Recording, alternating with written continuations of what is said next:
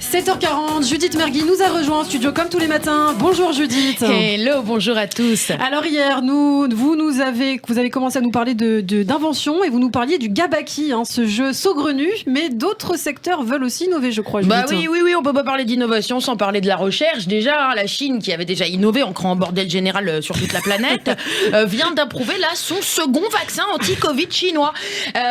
Donc je dis c'est bien, c'est rassurant parce qu'on sent l'effort déjà pour réparer la gaffe, quoi. Mais pourquoi un second vaccin selon vous ? Ah bah franchement je vois pas pourquoi, parce que le premier avait l'air de super bien fonctionner, en plus il paraît que ça te protégeait du froid et puis que ça pouvait te filer des yeux bleus. Bon d'accord, mais est-ce que ce premier vaccin immunisait contre la Covid ? C'est ça le plus important quand même. Ah bah non, pas du tout.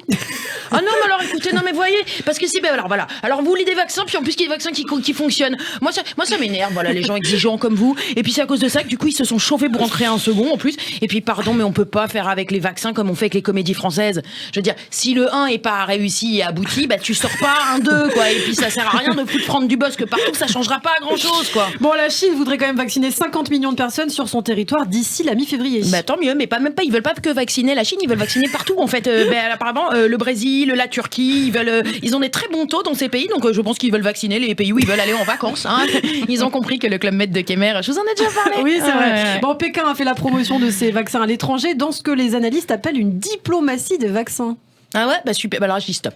Non, écoutez, je dis stop, parce que c'est quoi encore la diplomatie des vaccins ? Je veux dire, on peut pas les inventions, ok, mais on peut pas inventer des nouveaux mots tous les 2 jours, quoi. Vous vous rendez compte que là, cette année, on est en train de tourner, toute la langue française tourne sur 5 mots qui n'existaient même pas il y a 2 ans. Séparatisme, bobo, confinement, PCR et antigénique. Vous disiez pas ça, même en 2019, vous l'aviez jamais encore dit de votre vie, là vous dites que plus que ça. Non, ça fait beaucoup de mots pour une année de merdouille, pardon. Bon, la diplomatie des vaccins quand même, il faut expliquer ce que c'est. Ce sont tous les comportements et enjeux et campagnes des différents pays fabricants de vaccins et les réactions des pays acheteurs.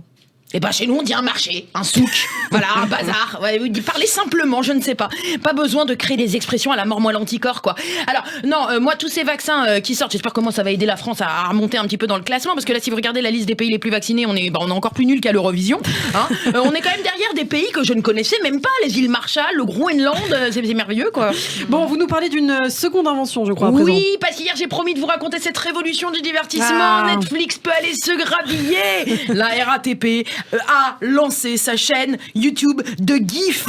Et alors là, les youtubeurs, les tiktokers, les ados pas douchés qui donnent des conseils sur des trucs qu'ils connaissent même pas, vous allez vous rhabiller parce que vous faites plus les malins là. Bon, vous savez qu'il y a des personnes qui sont un petit peu âgées qui nous écoutent. Est-ce que vous pouvez nous rappeler ce qu'est un GIF ? L'autre et sa condescendance. C'est elle qui comprend rien. Elle dit les personnes un peu âgées qui nous écoutent, cette condescendance.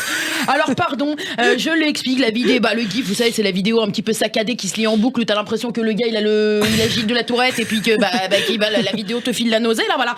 Alors sur cette chaîne RATP, on va retrouver un GIF de Serge, la célèbre mascotte, le lapin qui se fait penser très fort les doigts dans une porte de métro depuis des années. Alors il est pas futé Serge, parce que franchement 1 fois, 2 fois ok, mais après rouillard. Je veux dire, si tu comprends pas qu'il faut pas mettre la main, moi je peux rien faire pour toi quoi. Et puis il y a aussi des vidéos de conducteurs, de gens dans le couloir du métro, des situations amusantes, ils te disent, parce qu'apparemment le métro c'est fandard. Moi perso ça me fout le cafard, mais enfin bon, s'il y en a qui trouvent ça drôle. Bon, et cette chaîne a déjà comptabilisé 2 millions de vues, c'est pas mal. Et ça me trouve le baba. Parce que quand même 2 millions de vues pour un lapin masochiste. Comme moi je me casse à écrire des vannes et tout ça pour faire 14 vues, y compris quand même dans les 14 il y a quand même Ilana et ma mère, donc vous voyez alors qu'il suffirait que je pousse une petite vieille dans les couloirs de la ligne 7 pour buzzer. Non, je veux dire voilà, qui est le directeur marketing de la RATP ? Soit il a 17 ans, soit il nous fait une crise d'ado en retard, parce qu'en plus il en est pas à son premier coup. La RATP avait déjà ses niveaux idées un peu bizarres. Ils avaient créé, attention je ne blague pas, c'est pas une blague, des mix électro. Alors des sons qui condensaient les punchlines des usagers, attention à la marche, please mind the gap, ou encore le célèbre cuidado con el espacio entre el vagón y el andel. Et finalement, ils avaient mixé ça avec des sons électro et ils essayaient de faire de la musique. Bah oui, mais non, mais des fois on est triste quand même. Et moi finalement ça me paraît une excellente idée tout ça, et du coup j'ai décidé de terminer ce billet en vous proposant le partenariat entre David Guetta et Ilana Ferradian pour sa matinale. Oui, je vous laisse réfléchir, mais en attendant j'ai vraiment hâte d'aller danser là-dessus à Ibiza. J'ai envie de te dire aujourd'hui non pas Jacob mais DJ. 6h, 8h, c'est Ilana Ferradian sur Radio J. Ah bon, mais Michael Jackson, Judith Mergui. Et oui, c'était Ilana Ferradian qu'on retrouvera à Ibiza pour le happening dès cet été. C'est excellent, bravo Judith, franchement vous me surprenez chaque jour un petit peu plus. Judith Mergui qu'on a le plaisir de retrouver dès lundi sur la Et Bougie, ouais, vous vous êtes avez avec pas nous. le dire demain parce que vous pouvez pas vivre sur moi, mais je pourrais pas venir bosser le samedi pour vous.